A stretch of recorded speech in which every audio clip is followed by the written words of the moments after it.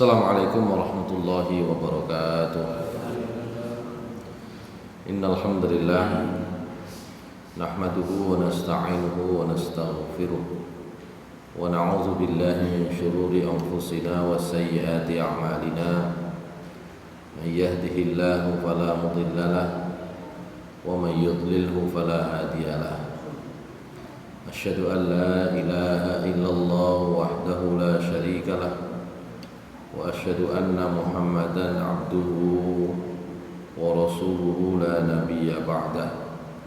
Allahumma salli wa sallim wa barik ala nabiyyina Muhammad wa ala alihi wa sahbihi wa mawala. Rabbi shrah li sadri wa yassir li amri wahlul 'uqdatam min lisani yafqahu qawli.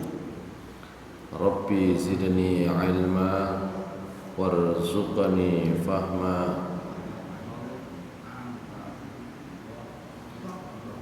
birahmatika ya arhamar rahimin. Jamaah salat maghrib kajian rutin di Masjid Al-Ikhlas yang dimuliakan Allah Subhanahu wa taala. Pertama, marilah kita banyak bersyukur kepada Allah Subhanahu wa taala atas karunia dan rahmat yang sudah dianugerahkan, diberikan, dicurahkan oleh Allah Subhanahu wa taala kepada kita sekalian. Kedua, salawat dan salam mudah-mudahan senantiasa tercurah kepada Nabi kita Muhammad sallallahu alaihi wasallam, kepada keluarga beliau, sahabat-sahabat Rasulullah sallallahu alaihi wasallam yang mulia, dan kepada siapa saja yang mengikuti jalan Rasulullah sallallahu alaihi wasallam hingga hari akhir nanti. Hadirin sekalian yang dimuliakan Allah Subhanahu wa taala, sebelum kita lanjutkan kajian kita di bab tentang hajinya Rasulullah sallallahu alaihi wasallam, barangkali penting di dalam kesempatan petang hari ini, 4 hari setelah pemilu ya, kemarin saya tidak banyak bicara ya, tentang pemilu di mimbar ini, tapi kalau di mimbar yang lain barangkali agak sering saya. Yang paling penting adalah apa yang disampaikan oleh Allah Subhanahu wa taala di dalam surat Ali Imran ayat 26. Di dalam surat Ali Imran ayat 56, Allah Subhanahu wa taala memberi petunjuk kepada Rasulullah SAW. A'udzu billahi minasyaitonir rajim. Bismillahirrahmanirrahim. Qulillahumma malikal mulki tu'til mulka man tasha wa tanzi'ul mulka mimman tasha wa tu'izzu man tasha wa tuzillu man tasha biyadikal khairu innaka ala kulli syai'in qadir. Katakanlah Muhammad, katakanlah oleh kamu wahai Nabi Muhammad sallallahu alaihi wasallam, Allahumma, ya Allah, malikal mulki, yang menguasai, memiliki semua jenis al-mulk, kekuasaan. Tu'til mulka man tasha wa tanzi'ul mulka mimman tasha. Engkaulah yang memberikan kekuasaan kepada siapa yang engkau kehendaki, dan engkau pula yang akan melepaskannya, mencabutnya dari siapa saja yang kau kehendaki. Wa tu'izzu man tasya, dan engkau pula yang memuliakan, mengangkat derajat orang yang engkau kehendaki.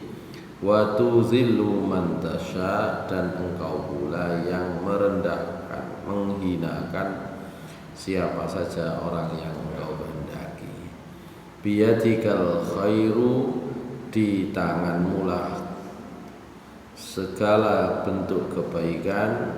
Innaka ala kulli syai'in qadir, sungguh engkau maha kuasa atas segala sesuatu. Masyaallah muslimin rahimakumullah. Ada sebuah riwayat yang menyebut ayat ini turun berkenaan dengan permintaan Nabi sallallahu alaihi wasallam, doa Nabi sallallahu alaihi wasallam. Anna Nabiyallahi sallallahu alaihi wasallam sa'ala rabbahu jalla thana'uhu ayyaj'ala lahu mulka farisa war rum fi ummati. Rasulullah SAW, Nabi Muhammad SAW pernah memohon kepada Allah Subhanahu wa Ta'ala supaya Allah jadikan kekuasaan Persia dan Romawi pada saat itu ada pada tangan umat beliau. Maka Allah Subhanahu wa Ta'ala menurunkan ayat Qulillahumma malikal mulki tu'til mulka man tasha wa tu'izzu man tasha wa tuzillu man tasha biyadikal khairu innaka ala kulli syai'in qadir. Hadirin sekalian yang dimuliakan Allah Subhanahu wa Ta'ala. Jadi itu asal usulnya. Mengapa ayat 26 dari surat Ali Imran itu dengan demikian berarti pertama, ini enten iklan ini. Pertama, memang kita itu memiliki kecenderungan, manusia itu memiliki kecenderungan untuk mengukur atau untuk bisa mengetahui ukuran kebaikan itu, salah satunya yang paling utama adalah dengan kekuasaan. Jadi Rasulullah SAW juga sebagai manusia, beliau punya harapan, tapi sekaligus ini juga nanti menjadi visi. Ya, napa visi ini? Cita-cita. Memiliki harapan bahwa umat beliau itu bisa menguasai dunia, bisa menaklukkan kekuasaan Persia dan Romawi saat itu. Itu sisi manusiawinya. Yang kedua, di dalam ayat ini, harapan itu penting sebagai sebuah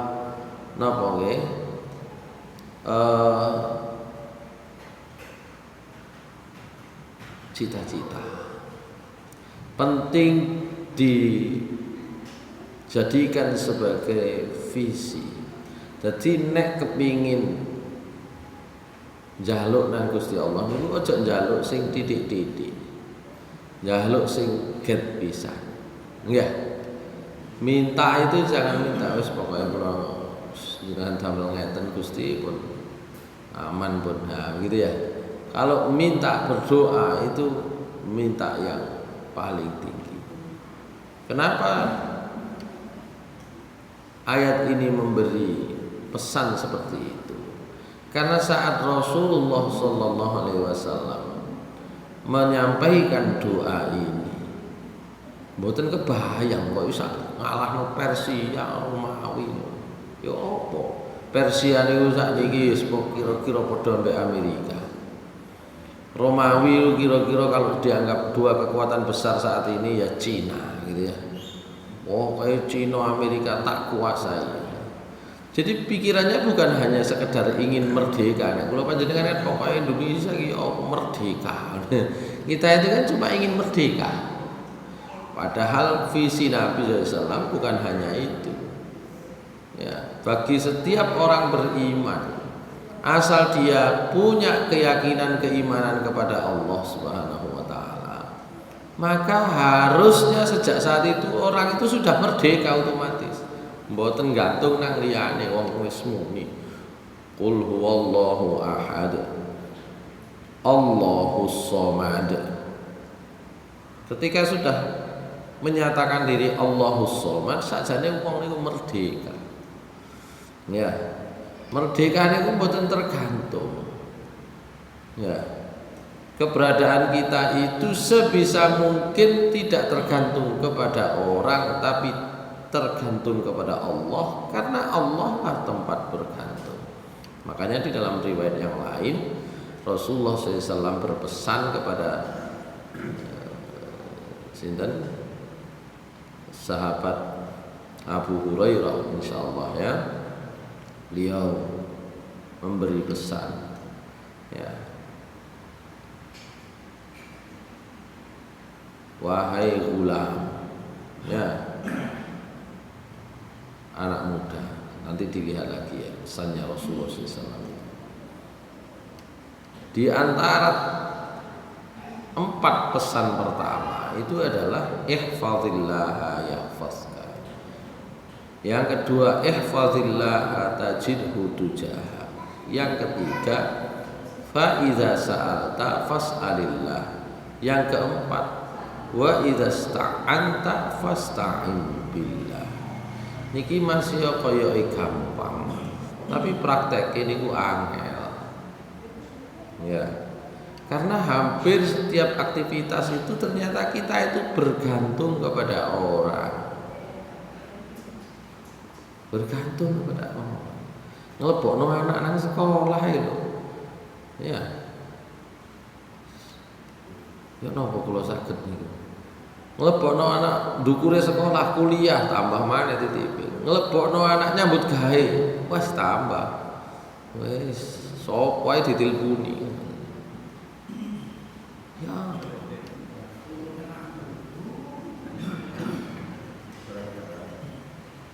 Ini ukuran yang sederhana di sekitar lingkungan kita. Mboten trimo ngono sakniki niku nang pabrik iku titip iku sak duwike kok. Waduh gak iso. Bicara caleg-calekan wis padha wae kabeh digantungno rene kabeh. Ya. Hasilnya breset enten sing napa? Terjun teko tower listrik. Kari napa jenenge? Ngebome hari terakhir entek duwike. Ya. Wis pusing munggah tower listrik disuruh dienteni pemadam kebakaran, ya dienteni anake bojone wis dibengo. Ilu dadak mencolot piye. Mboten enten gantungane maneh, gantung nang tiang listrik entek udah. Iya. Begitu. Jadi Rasulullah SAW diajari sendiri oleh Allah Subhanahu wa taala. Diajari sendiri bagaimana di dalam ayat ini, karena Allah itu yang Maha Kuasa, yang memiliki semua kekuasaan, maka kepada Allah lah semuanya digantungkan. Nah, sebelum saya lanjutkan ayat tadi itu, termasuk kekuasaan sekarang ini. Napa nek presidene iku si fulan moro mesti urip sampean dadi enak? Oh, tentu mesti. Setiap orang itu akan mendapatkan sesuai yang yang dikerjakan sendiri-sendiri. Tenang ceritanya. Kok gantung nang presiden. Bahwa kemudian kita harus milih iku jenenge milih golek sing apik, itu kewajiban kita sebagai bagian ikhtiar yang harus dilalui. Mboten kok mari ngono wis nasibku kak kurang mesti berubah awak dhewe wis sakarepe wis, bukan begitu. Kita belum mengambil sikap berikhtiar. Ikhtiarnya sudah selesai. Sinten mawon sing dadi di situ itu Allah mengatakan tu'til mulka man tasya. Sinten mawon dengan sikap seperti itu tidak bergantung kecuali hanya kepada Allah. Sing dadi niku 01, 02, 03, 04, 0 kabeh ya. Itu tidak berpengaruh langsung kepada diri kita. Yang penting bagian kita adalah ketika mau memilih itu kita sudah berikhtiar mencari, memilih, menggali informasi tentang yang terbaik. Kalau kita punya peran lain menyuarakan iki ono sing gak tepat, disuarakan, monggo. Itu bagian ikhtiar yang lain. Tapi ini sing bagiannya bagian milih tok, aku nggak kini marino gak oleh bagian apa-apa. Ya mungkin ya sekedar situ saja, sampai situ selesai tugasnya. Mungkin ada orang lagi yang punya bagian tertentu, aku ki saksi resmi ya kudu tak perjuangno, ya itu amanah yang diembankan kepada orang tersebut. Tidak semua orang memperoleh amanah seperti itu. Ini ukuran saksi. Ukuran tim sukses GCC mana? Ya, mboten sakit mau tim sukses ya wis mari. Enggak bisa begitu karena dia punya amanah sendiri. Setiap orang punya bagiannya masing-masing. Tapi meskipun punya bagian masing-masing, diminta setiap orang berikhtiar sesuai dengan bagiannya, tetap pada akhirnya tu'til mulka man tasya. Sampeyan sing maringi ya Allah, jenengan yang maringi ya Allah kekuasaan kepada siapa yang kau kehendaki. Sinten mawon di dalam sejarah umat manusia mboten nenten critane wong apik niku pimpinane apik terus, mboten nenten. Ya. Fir'aun nggih kaya ngoten niku. Ya, yang dipimpin enten sing apik, enten sing boten. Enggak usah ndelok ado-ado. Ndelok sing paling cidak bojone Fir'aun dhewe. Enggak. Bojone Fir'aun dhewe. Sehingga diabadikanlah oleh Allah Subhanahu wa taala dalam surat At-Tahrim. Begitu sebaliknya. Ya. Napa mergo mesti sing diparingi kuwasa termasuk kekuasaan itu adalah kenabian. Itu mari ngono setiap orang di bawahnya itu akan terjamin boten anake Nabi Nuh nggih ngoten niku, anake Nabi Lut, maaf anake bojone Nabi Lut nggih ngoten niku, bojone Nabi Nuh nggih ngoten padha ambek anake. Maka Allah mengatakan ya Allah membuat perumpamaan ya lillazina kafarum ra'ata fir'aun lillazina kafarum ra'ata lillazina kafarum ra'ata nuh wa ra'ata lut. Untuk contoh orang kafir itu ternyata justru berada di bawah kekuasaan, di bawah bimbingan Nabi Nuh, Nabi Lut. Sebaliknya untuk orang-orang yang beriman justru contohnya adalah imra'ata Fir'aun. Hadirin sekalian yang dimuliakan Allah Subhanahu wa taala, niku makna bahwa Allah itu malikal mulki tu'til mulka man tasya wa tanzi'ul mulka mimman tasya. Allah yang akan memberikan kepada siapa jatah kekuasaan itu. Lah kula panjenengan pun mari ikhtiar selesai. Kalau orang beriman sejelek-jeleknya pemimpin, insya Allah tetap beriman. Ngoten. Usahane kan kemriki. Nosok uripe kabeh ate diserahno presiden ya. Presiden ngurusi awake dhewe bingung. Saking bingungnya kadang-kadang kudu melakukan tindakan yang tidak patut, yang tidak etis, yang melanggar aturan hanya untuk mendapatkan kekuasaan misalnya. Ya. Presiden yang ngurusi awake dhewe sampai nabrak-nabrak. Calon presiden itu mau ngurusi dirinya sendiri dengan apa yang diinginkannya itu harus nabrak banyak aturan. Yang seperti itu kok mau menjadi gantungan gitu. Siapapun yang nanti akan dipilih oleh Allah menjadi pemimpin kita, itu urusannya Allah. Bagi orang yang beriman selesai pun ya. Enten pegawaian liyane sing gak bergantung kepada itu. Ya, enggak ono hubungannya. Oleh karena itu Allah juga memberikan peringatan. Wa tanzi'ul mulka mimman tasya. Allah juga yang akan mencabut, melepaskan kekuasaan itu dari siapapun yang dia kehendaki. Napa artine? Kalau kekuasaan itu haknya Allah, maka nek sak waya-waya niku dijukuk karo Gusti Allah, ya itu memang haknya. Mboten enten sing terus. Enten sing terus mboten. Sak suwe-suwene Firaun nggih enten akhire. Karena apa? Karena yang mengambil kekuasaan itu adalah Allah. Masih dipertahankan ya apa ae kali Firaun. Ya, dikerahkan seluruh pasukan.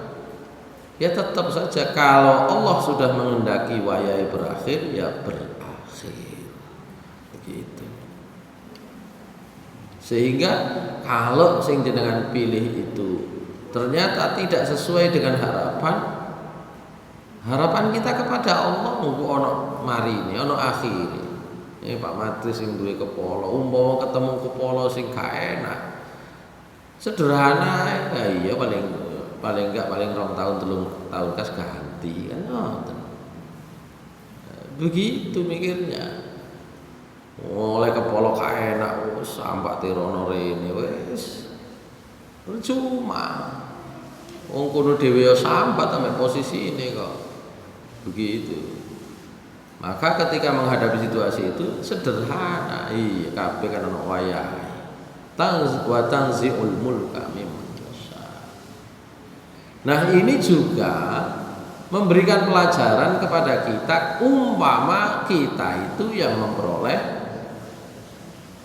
kekuasaan.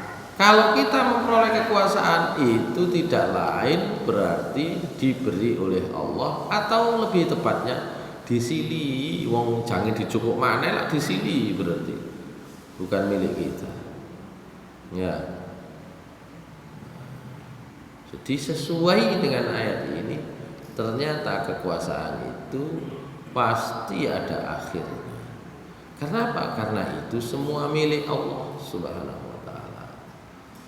Napa iku menjadi tanda kebaikan dan keburukan? Tidak. Di ayat selanjutnya Allah mengatakan wa tu'izzu man tasya'u wa tuzillu man tasya. Jenengan ya Allah yang memuliakan seseorang. Enten wong sing boten diparingi kekuasaan tapi kemudian justru menjadi lebih mulia. Kira-kira Cak Matris nek posisi saiki enak dadi koyo sampean apa enak dadi bupati? Tak apa kak ngono. Nek wingi-wingi sampeyan wah enak bupati lho mboten. Ya terus. Enak terus. Bupati Sidoarjo wong suwae. Tapi wong kesandung diparingi oleh Allah ujian itu ya juga macam-macam. Mula kan kalau ketemu. Ya, nek menurut kula secara pribadi suwae. Napa gak saya enak. Ya. Tapi wong niku diparingi ujian dhewe-dhewe. Makane kula takoni sampeyan dadi ngene iki dadi bupati apa dadi enak ngene ae wis. Begitu. Apa artinya? Itulah kata Allah. Rasulullah SAW, Nabi kita Muhammad SAW diminta untuk menyatakan tegas wa tu'izzu man tasya. Dadi wong biasa mulya niku kathah. Ngoten lho. Dadi nek kepengin mulya niku gak perlu dadi sing hebat-hebat. Cuma ya itu tadi, setiap orang itu kan enten syakilahnya sendiri-sendiri, enten bagiannya sendiri-sendiri. Mboten saged wong niku bagiane ilmune 10 tapi nek mari ngono wis aku dadi wong sing ilmune 1 enggak bisa. Nah gitu. Ya. Jadi wong sing punya karunia, diberikan karunia oleh Allah dengan 10 hal ya tidak sama dengan yang diberi oleh Allah karunia nikmat kelebihan yang cuma 1 hal. Nggih tanggung jawabnya beda. Ngoten lho. Tanggung jawabnya beda. Itu namanya tu'izzu wa tu'izzu man tasya wa tudhillu man tasya. Sampai nek kepengin ada yang rendah hina itu semua di tangan Allah Subhanahu wa taala. Begitu sama. Jadi dengan ini menjadi pelajaran. Kadang-kadang kula panjenengan niku kebacut, ya. Ya, terlalu berharap yang tinggi seakan-akan kekuasaan itu semuanya menjadi tanda kebaikan. Baik atau tidak itu bukan pada kekuasaan, karena kekuasaan itu semuanya atas kehendak Allah Subhanahu wa taala. Ya. Sehingga menjelang akhir ayat Allah mengatakan biyadikal khair. Nabi SAW diminta mengucapkan di tanganmu lah ya Allah semua bentuk kebaikan. Jadi apik mboten niku ya ukurane Gusti Allah. Jadi bukan ukuran manusia. Nah, itulah kenapa disebut dunia itu memang menjadi apa namanya? Fata morgana, menjadi mata, menjadi perhiasan, menjadi kamuflase bagi kehidupan kita. Ini kamuflase. Ya kadang-kadang ketoke enak tapi mboten enak, gitu ya. Nasyurul muslimin rahimahullah, di akhir ayat Allah Subhanahu wa taala mengatakan supaya Rasulullah SAW mengucapkan innaka ala kulli syai'in qadir. Sesungguhnya engkau ya Allah Maha kuasa atas segala sesuatu. Hadirin sekalian dengan Allah Subhanahu wa taala. Jadi itu besok apapun yang terkait dengan ini pun tidak ada masalah. Pun melok ngomong sing elek-elek siapapun yang atau nek sing dadi niku sing jenengan karepno misale pun terlalu ngelem nemen-nemen durung mesti ngoten ya durung mesti ujiane wong niku kan gak padha belum lagi nanti berbaliknya hati seseorang biyen koyoke welek nemen saiki lho akeh sing angen-angen enak zaman Soeharto biyen ya ngono lho ya Allah biyen elek-elek nemen kaya ngono saiki muni ngono nggih baik hadirin sekalian yang Allah Subhanahu wa taala saya kira itu ya yang terkait dengan pemilu terkait dengan apapun hasilnya Yang penting kemarin kita sudah berikhtiar. Ya. Masalah hasil niku urusan Gusti Allah. Dengan itu nanti kita bisa mengambil banyak pelajaran. Baik. Kita kan tidak sampai seperti Ashabul Kahfi. Ngoten lho.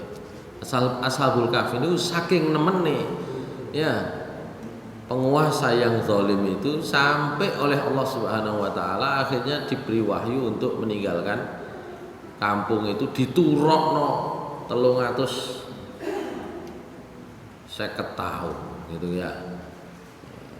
Kita kan nggak sampai seperti itu. Nang masjid sih iso. Ya ganti presiden sok wae nang masjid sih iso kok gak tutup masjid sing disalahno presiden ya salah kan gitu ya. Salah. Baik. Sekarang kita lanjutkan bab tentang hajinya Rasulullah SAW.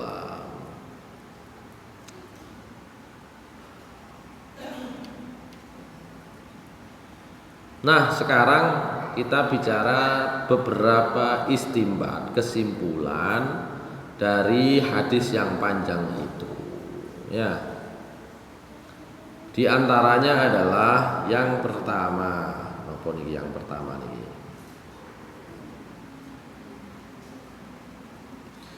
Itu kesimpulannya itu. Ya.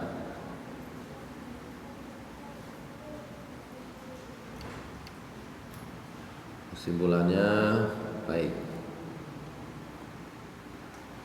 Annahu yambaghi lil haji al-qudumu awalan ila Makkah. Bagi orang yang melaksanakan ya, ibadah haji ya, itu yang di atas kemarin sudah sempat kita singgung ya tentang apa namanya mulai ihram dari mikot itu ya dengan segala sunnahnya gitu ya.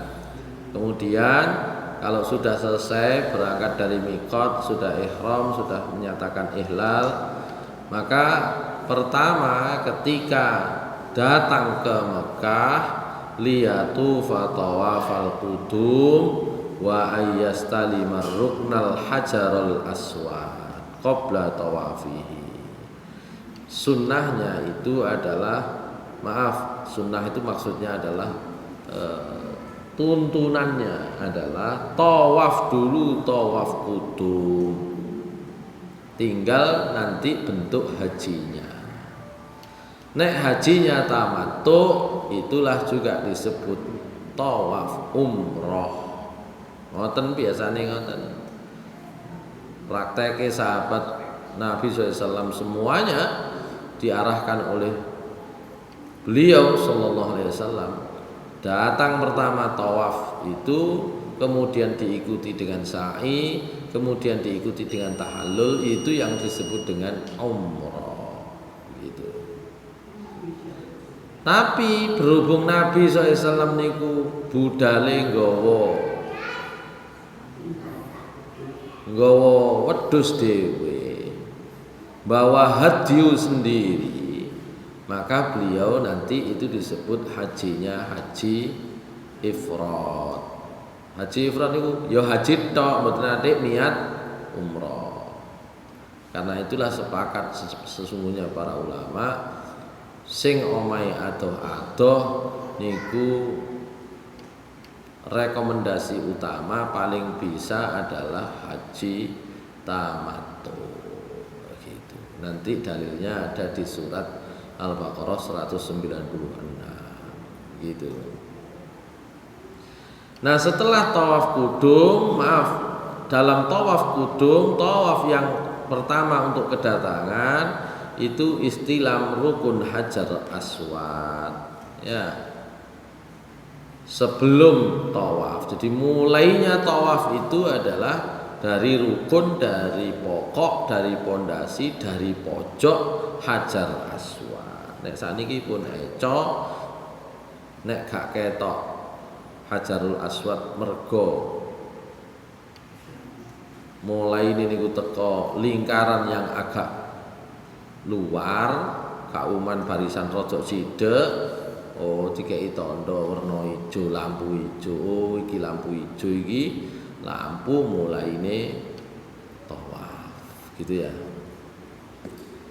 Kemudian wayar malu fis salasatil aswatil ula warramlu asra'ul masyi ma'a taqarubil khuta wa huwal khobabu. Ya. Yaitu 3 putaran itu lari-lari kecil. Lari-lari kecil ar-ramlu itu asra'ul masyi, mlaku sing paling cepet ma'a taqarubil khuta, tapi langkahe aja ombo-ombo. Ya. Langkahe pendek-pendek. Gitu ya. Itulah di 3 putaran pertama.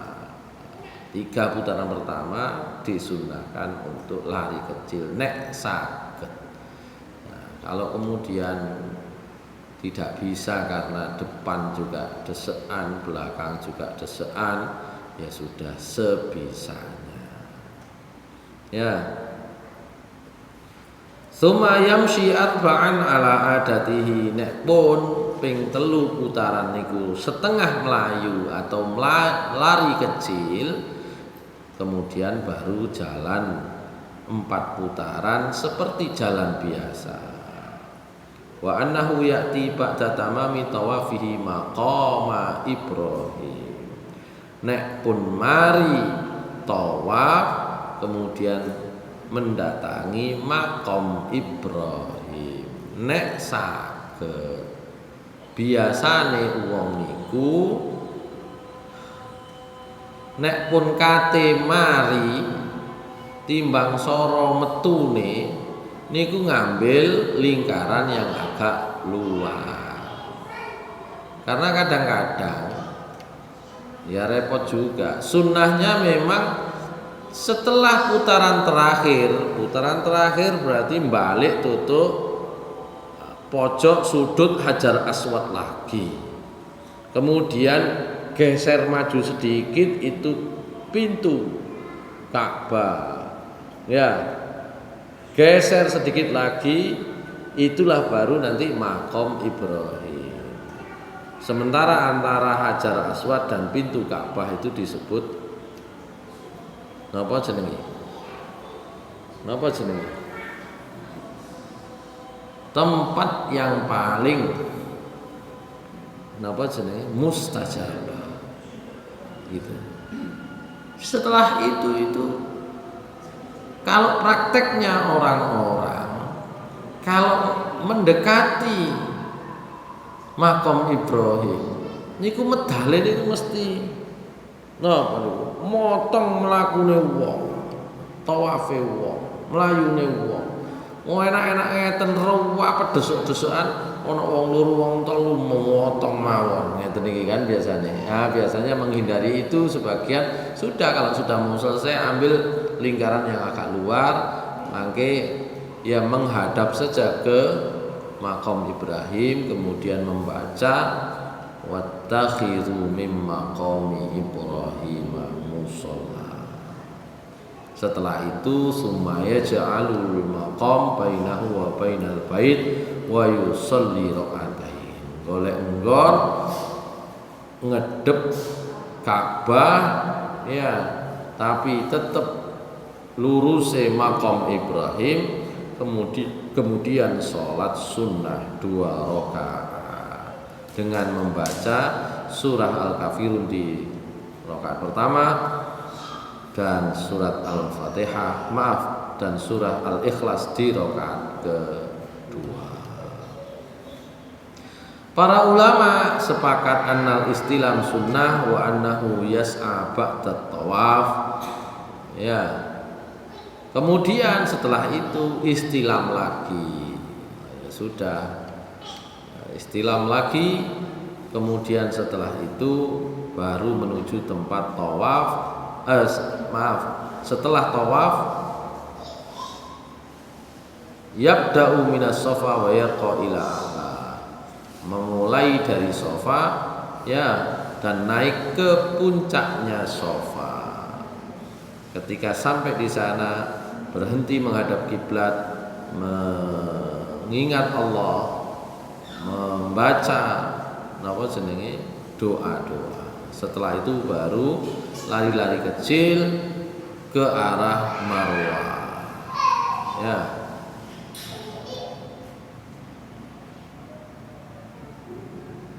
Baik, itu secara umum kemarin itu ya.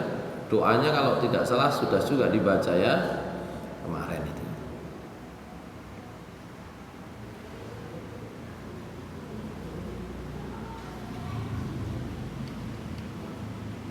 Setelah itu dengan demikianlah tatimmu umratuhu, lengkap sempurnalah umroh orang tersebut. Fa in halaqa au qassara sara halalan. Kalau dia memendekkan rambut atau bahkan menggundul rambut atau mungkin sekedar memendekkannya, sara halalan, jadilah dia halal. Itu namanya tahallul. Tahallulnya tahallul umroh. Gitu ya. Gitu. Tapi nek haji kiron dereng tahallul. Begitu pula yang haji ifrad, gitu ya, dereng. Haji ifrad, haji tahallul sampai mari lempar jumroh baru. Nek niki dereng, gitu ya. Nek napa jenenge nek haji kiron, kalau haji kiron atau haji ifrad. Tapi kalau yang haji tamattu selesai sementara untuk umrohnya. Mantun niku nggih klambi biasa, ya. Kecuali tetap tidak boleh rafath, fusuk, jidah dan berhubungan suami istri. Karena napa? Dereng mari wong katene haji. Kan gitu ya, dereng. Sudah begitu saja. Wa amma man kana qarinan fa innahu la yahlaq wa la yuqassir wa yabqa ala ihramihi thumma fi yaumit tarwiyah wa thamin min dzilhijjah yuhrimu man aradal hajja mimman halla min umratihi. Mungkin sing tamattu mari umroh masuk tanggal 8 Zulhijjah hari tarwiyah baru ihram maneh, wangi-wangian ka oleh, sembarang ka oleh, ihlal maneh untuk haji. Sudah. Kemudian pergi ke Mina. Was sunnah ayu sholliya bi Mina as-shalawatil khams. Sunnahnya di Mina itu ini namanya tarwiyah, salatnya itu shalawatul khams. Paling boten salat ini iku salat 5 waktu jangkep teng Mina. Berarti nginep. Ya, nginep. Nek diberangkatno kali bis niku, misale nggih, diberangkatno kali bis niku, dugi hotel, ngeten iki mlebu tanggal 8 ya, tarwiyah, berarti mungkin saged, misale pun mari maghrib sedherek diangkut, mari isya berarti sholat maghrib isya itu teng hotel, mungkin sholat subuh teng Mina. Ya, sholat zuhur nang Mina, sholat asar niku kan tanggal 8. Sholat maghrib niku mlebu tanggal 9. Kan gitu ya. Sholat isya niku pun 5 waktu.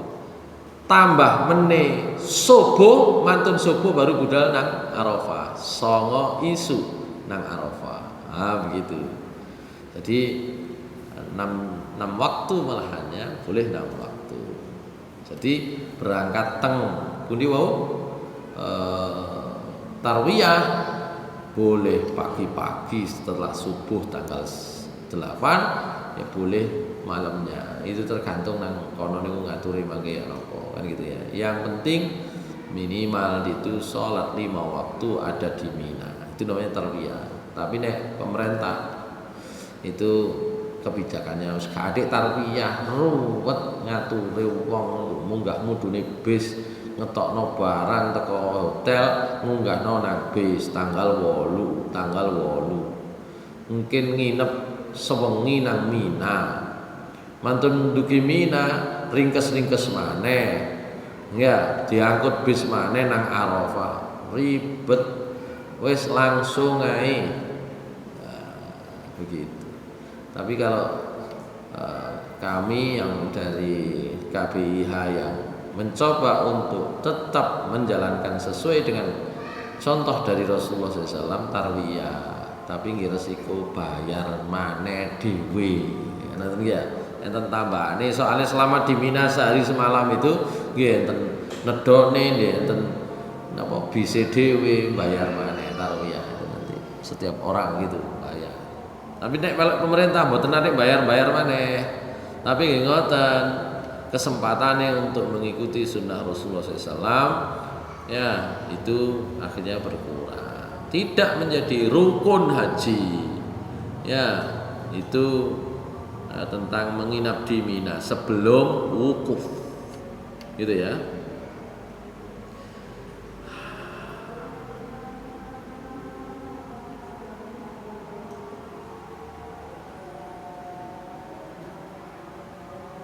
Wa minas sunnati kadzalika alla yakhruja yauma arafah min Mina illa ba'da tulu'is syamsi.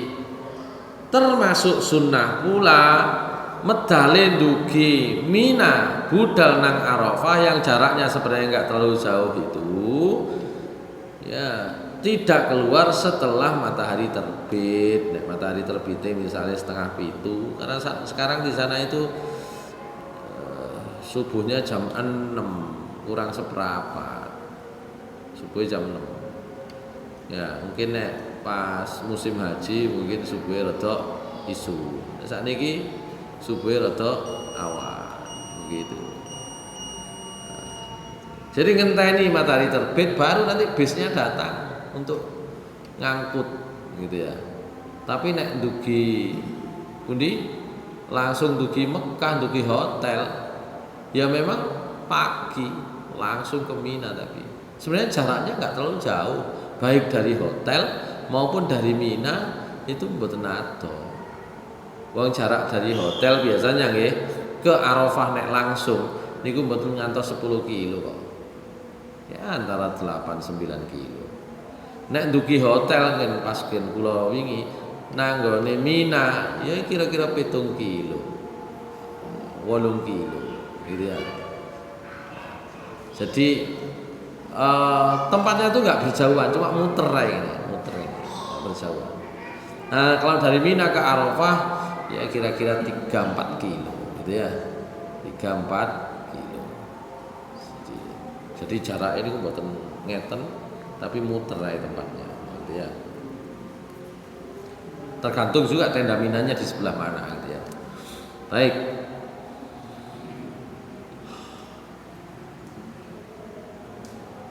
Wala yadkhulu Arafat illa ba'da zawali syamsi, tidak masuk ke Arafat tempat-tempat wukuf maksudnya ya kecuali setelah bergesernya matahari, setelah zawal maksudnya setelah zuhur. Jadi mlebu zuhur itu baru ya dimulailah wukuf gitu ya. Walam yadkhul sallallahu alaihi wasallam al-mauqifa illa ba'da sholataini, beliau tidak masuk ke tempat wukuf beliau kecuali setelah sholat zuhur dan asar. Wa minas sunnah, termasuk sunnah pula ayyusalliya bainahuma syai'an ya.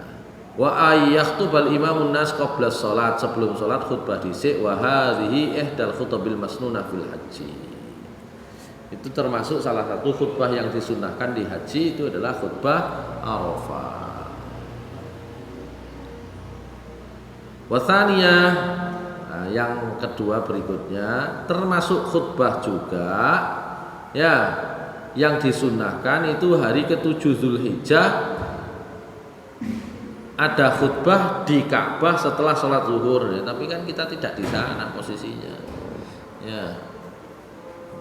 Jadi yang ketiga, yang kedua ini khutbah yang kedua yang disebut sunnah di sini itu pernah dilakukan Rasulullah SAW, tapi setelah itu agak sulit karena orang itu kemudian tinggalnya tidak di dekat Ka'bah, gitu ya, tinggalnya di hotel-hotel langsung budal mawon, gitu ya. Termasuk ada khutbah juga di hari penyembelihan hari Nahar tanggal 10 Zulhijjah. Baik.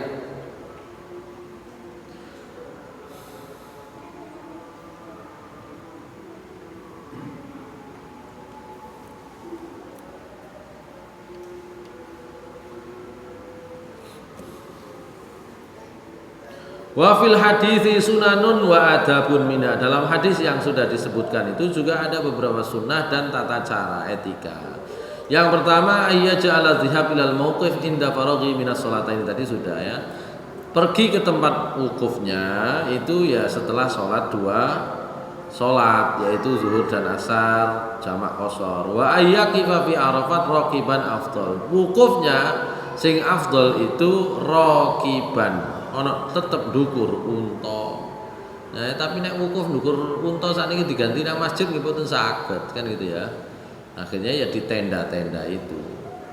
Wa ayyaqifa 'inda sakhrat 'inda mauqifin Nabi sallallahu alaihi wasallam au qariban minhu au yaqifa mustaqbilal qiblah.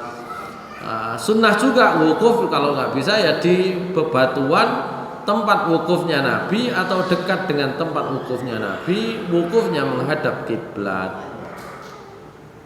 Wa ayyabqa fil mauqif hatta taghruba syamsu, tetap berada di tempat wukuf hingga matahari tenggelam. Di antara sunnah itu sebagian agak sulit dilakukan, maka kemudian yang bisa dilakukan terutama adalah wukuf setelah sholat zuhur dan asar yang dijamak qashar, kemudian wukuf menghadap kiblat dan berdiam di situ sampai tenggelam matahari. Niku insyaallah yang bisa dikerjakan. Ya. Nek masalah wukuf cideke wukufe Nabi, nek niki saking akeh pun didom nggone mboten cukup ya. Gitu.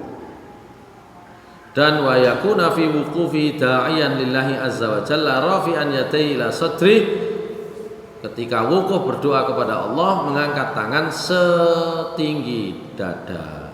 Wa ayyad fa baina tahaqquqi ghurubi syamsi bis sakinah wa ya'murun nas biha in kana muta'an. Ya, setelah itu baru berangkat ya santai-santai pelan-pelan setelah matahari tenggelam berangkat ke Musdalifah. Salat maghrib isya-nya di Musdalifah jamak bi azanin wahidin wa iqamataini, dengan satu azan dua iqamah, duna ayyata tawwa bainahuma syai'an minas sholawat, sama dengan seperti ya ketika wukuf di Arafah enggak pakai salat sunnah. Makanya nek wis jamak qashar kok ana salat sunnah niku aneh. Wong jamak qashar niku sampean golek ringkese, golek ruksae ya gitu ya. Begitu. Wa hadzal jam'u muttafaqun alaihi bainal ulama wa inna talafu fi sababihi.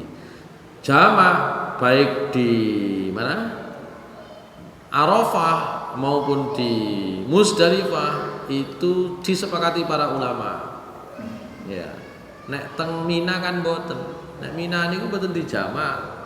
Tapi cukup dikosor. Nek sing salat zuhur, asar, isya.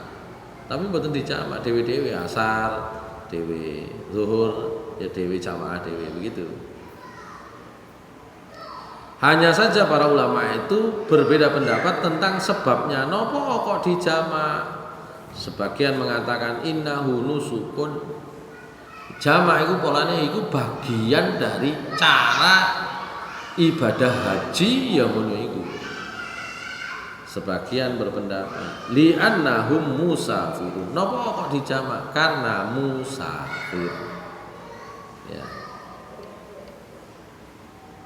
Dan termasuk sunnah pula al-mabitu bi Musdalifah, nginep di Musdalifah sampai sholat fajar. Nek kebagian rodok kari diangkute insyaallah sampai subuh. Nek kebagian diangkut rodok awal awal maghrib ya pun diangkut nang Musdalifah. Biasanya kate subuh wis diangkut maneh nang Mina gitu. Ini sekarang kan gantian gitu.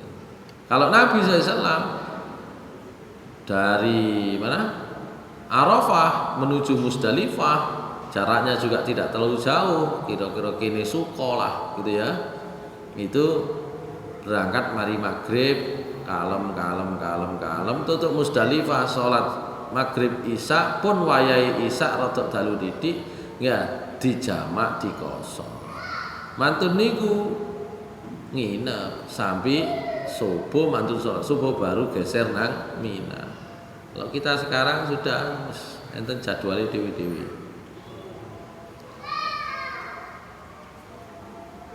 Hanya saja menginap di Musdalifah berbeda pendapat para ulama. Enten sing ngarani wajib, enten sing ngarani sunnah. Ya. Kalau dengan kondisi sekarang lebih banyak menganggap sunnah mau. Nek niku dadi wajib. Ya. Sing kebagian diangkut awal, gak iso nginep. Nek diangkut bareng-bareng gak mungkin nggone niku gawe parkire mobil ngangkut uang ngenteni. Ya, ngetem niku mboten cukup. Wong sakmono kae niku mboten cukup.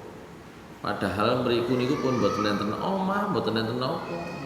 Isine mek dalan ambek wis ya kaya latar ngotok wis.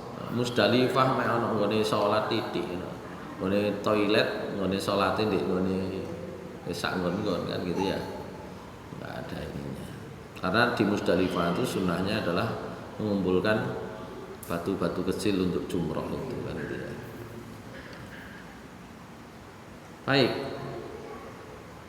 Wa minas sunnah yusalli as-subha fil Musdalifah. Sunnahnya juga termasuk adalah sholat subuh di Musdalifah, kemudian berangkat dari sana mendatangi Masy'aril Haram, ya di situ berhenti berdoa, ya kemudian yadfa'u minhu inda isfaril fajri isfaran balighan fayati batna muhassir fayasra'u sayra fihi, ya jadi nek pun isu pun rada munggah srengenge ngene, nah itu kemudian apa namanya lempar jumroh gitu ya. Enake sing tarwiyah niku nek pun tutuk nggone pundi sing tarwiyah ya teng Mina dhisik pun saged orientasi tempat sing engko nek wayahe kate napa lempar jumroh mlakune adohe sak pira niku saged gitu. Nek sing langsung ya dugi hotel langsung nang pundi wukuf teng Arafah, mari nang Musdalifah, mari ngono leren diluk nang Mina niku mboten semerap niku nih. Nah, itu enggak sempat orientasi gitu ya.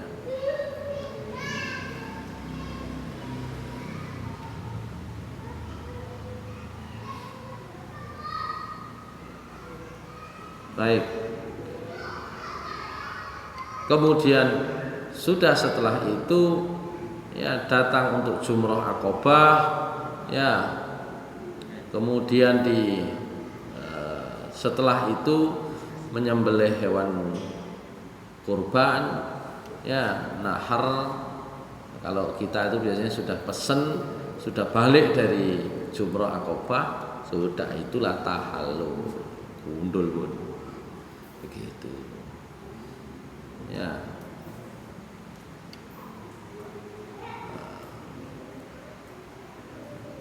Tinggal nanti nafar awal atau nafar tsani. Baik, sementara begitu, insya Allah besok kita akan bahas di pertemuan akan datang tentang miqat. Ya, miqat al-mawaqit atau miqat. Ya. Insya Allah sampai niku. Aku qouli hadza wa astaghfirullah li wa lakum. Assalamualaikum warahmatullahi wabarakatuh.